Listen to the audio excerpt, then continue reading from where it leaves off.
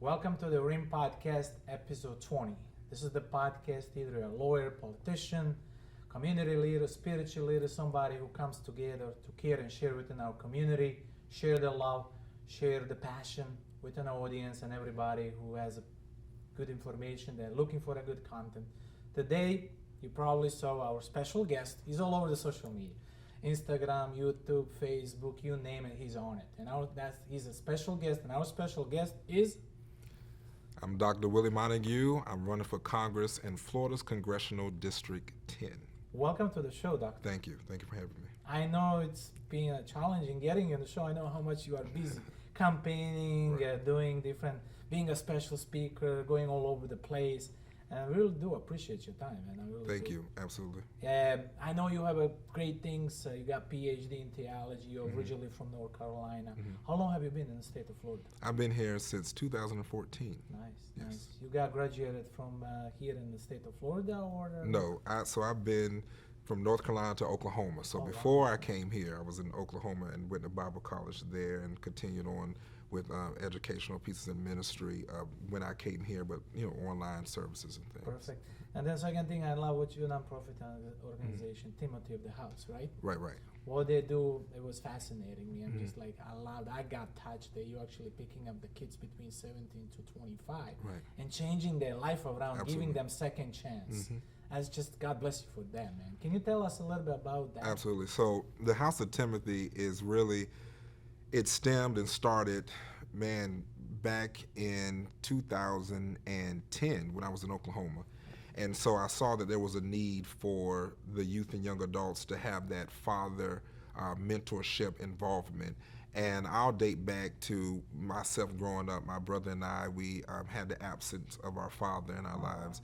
My brother took the route of drugs, starting off with marijuana, getting into the pills, getting into heroin, and now he's currently incarcerated till 2023. And then myself personally, I was involved with church and ministry and things like that. However, I still had a lot of, built up anger and frustration and really just trying to know who I am and, where I need to go in life. So in 2007, I actually moved, graduated in 2006 from high school. 2007, I moved to Tulsa, Oklahoma, to attend Rhema Bible Training Center at the time, now college. And as that time started transitioning, I moved and grew from there and started taking in young adult boys that were about 16 or so that were, one of the guys that was part of our ministry, he would go play basketball. And he would bring them over, and we started talking, and I realized there was a trend, and there was an absence of a father. And I just, at that time, called it House of Timothy. There was no plan to be any kind of organization. There was no plan to be anything but simply just involved in their life. And then it started growing from there. We started having young boys come from Missouri. We had those that came from Baltimore, and we started getting involved. And then that's when I moved here in 2014, got our organization up, 501c3 status, and now we work with boys ages 7 to 25. We go into the schools, we go into the community working with them, we help with drugs, we help fight against the human trafficking. The organization has grown so much to where we cover almost every basis that you can think about, from, like I said, ending human trafficking to working with the youth and young adult boys to helping with runaway teens to feeding the homeless. Nice. So it's a huge transaction from being a pastor and theology. Absolutely. Now you get into politics. I want to go straight to the question so we can cover the most we can. My question, why do you want to be elected for the U.S. Congress? I really see that this is a time for us to just change everything that's going on right now. You look all over the nation, we have people who are upset with the vaccine. They're upset with the mandates of masks. They're upset with the way the economy is going, inflation. And I'm looking now that we have representatives that are all over the country, 435, but right here in Central Florida and right here in District 10, you'll find that the representatives are not standing up for the people. And to me, all politics is local. And we have found so often that when we go out and we want people to represent us, we look at all the policy issues. Well, I stand for being pro-life. I stand for safeguarding and protecting our Second Amendment, and I stand for election integrity. But most importantly, I stand to really us regain what our Constitution begins with, which is we the people. So me running for Congress is really restoring the rights of the people back to the hands of the people. Okay. Second question, what are the three most important issues that you as a new elected congressman will improve in the District 10? The first thing we need to do is make sure we handle our unemployment issues that we have and our poverty levels. The reason why this is important to me is it deals with a federal level is because we have one of our areas in District 10 that is 52% below the poverty level. And to me, that shows that we are not working on creating jobs and having job opportunities.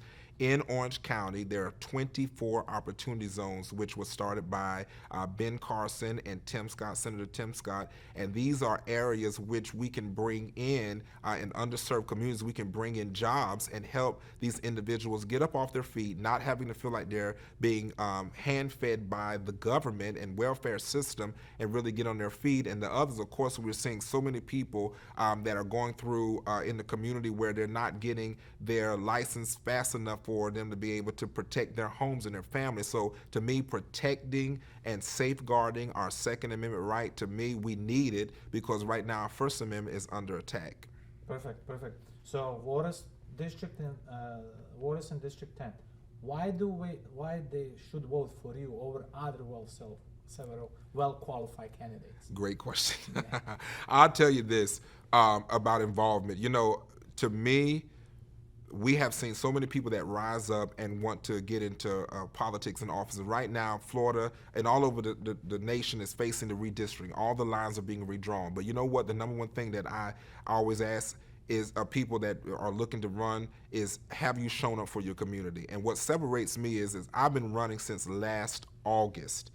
And so that's over a year. I've been on the ground. I've been to school board meetings. I've been to community-led meetings, and I've been out there working in the community. And to me, that separates me from everyone else that's just jumping in because they look at it as an opportunity to rise to fame and let's go. I want to be this. I want to be that. And I raise X hundred thousands of dollars to go, but they have not shown up for the people. So that's what makes me different. I have shown up. I've continued to show up, and I'm going to continue to be the voice for those that seem like they don't have one.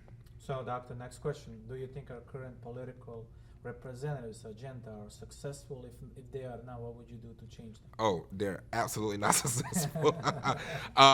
We're talking about Val Demings, who is the current representative for District 10, and it's definitely not successful. As I mentioned, we are seeing all of the chaos that is taking place right here in District 10, and I find that to be alarming that she's really focusing on more of pandering, fear-mongering. She's focused on more of trying to be the puppet for Nancy Pelosi, and she did that well when she was on the short list for VP of the United States. So I personally would step in and make sure that we are listening to the people. That's what she's not doing. There's almost 900,000 residents that are in District 10, and if you're speaking to a majority of them, whether they're Democrat or Republican, they'll tell you they don't feel like they're represented. So I believe that my first step to getting out there to do things different is to hear from the people on the ground, what they need, whether it's the homeless, which is 3,500 plus homeless individuals that are voters that want to get off the streets and get into homes and be able to also have jobs. So it's about listening to the people, and that's just a small margin of the issues. But the biggest solution to that is getting involved, and for me to step up and say, I have a voice, and I'm going to make sure that it's heard for you. Perfect. District 10, it's all about corporations. Yep. A question, who do you represent, the people or corporations? Easy. People. Okay, there we go. Move Yes. to the next one. What are the most critical issues in the District 10 that you know we are facing now that you can change them around once you get elected and become a congressman? Yeah, some of the critical issues that I'm seeing is we're dealing with high numbers of human trafficking, and we need to secure the border.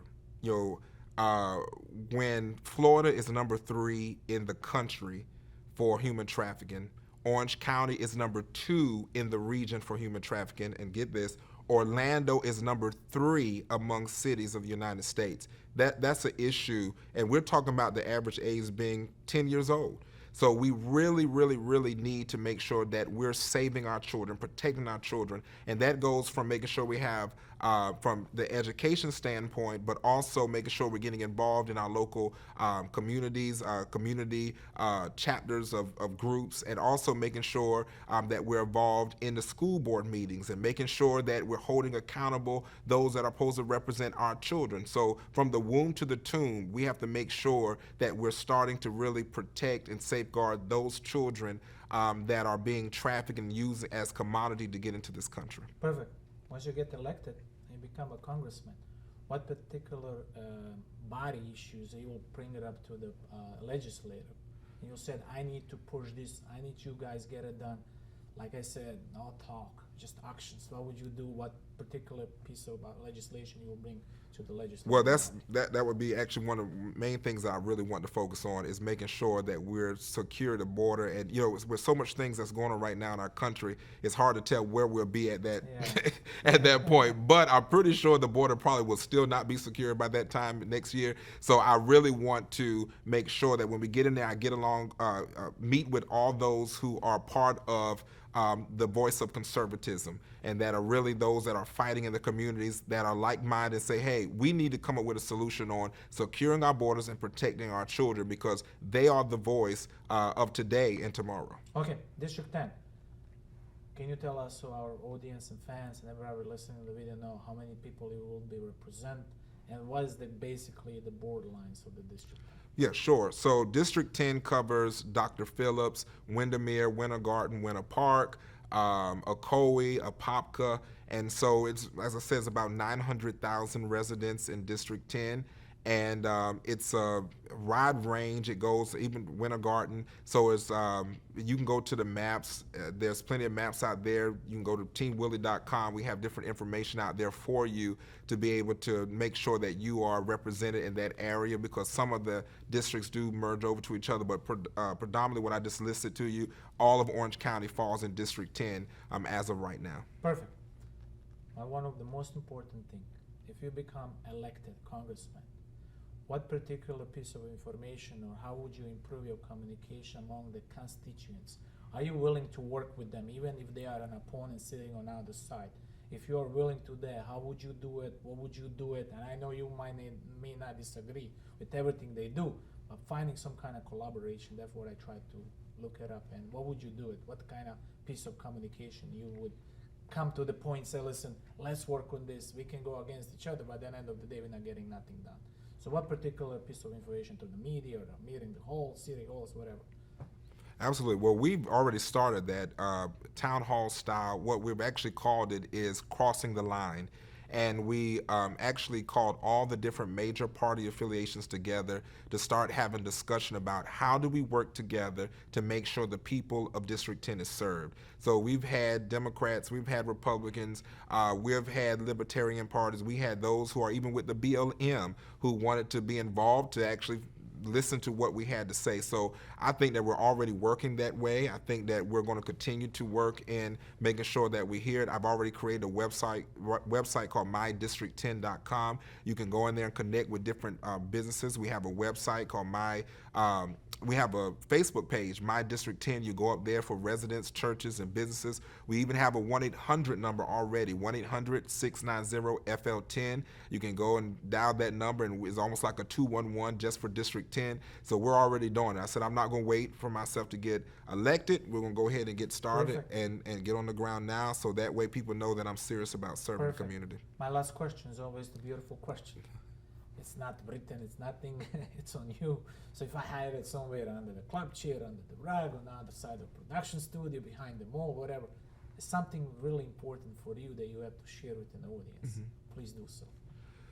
The number one thing I would say to share is right now where we are in our country, the best thing to do is that we have to come together and in community, and that last part there is unity.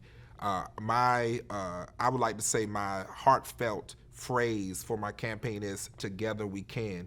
And more now than ever, it's important that we work together to just strive for excellence for our country, save America, love and protect one another. But we have to make sure we get back to the constitutional principles and the biblical values that our country was founded on. Perfect. So listen fast.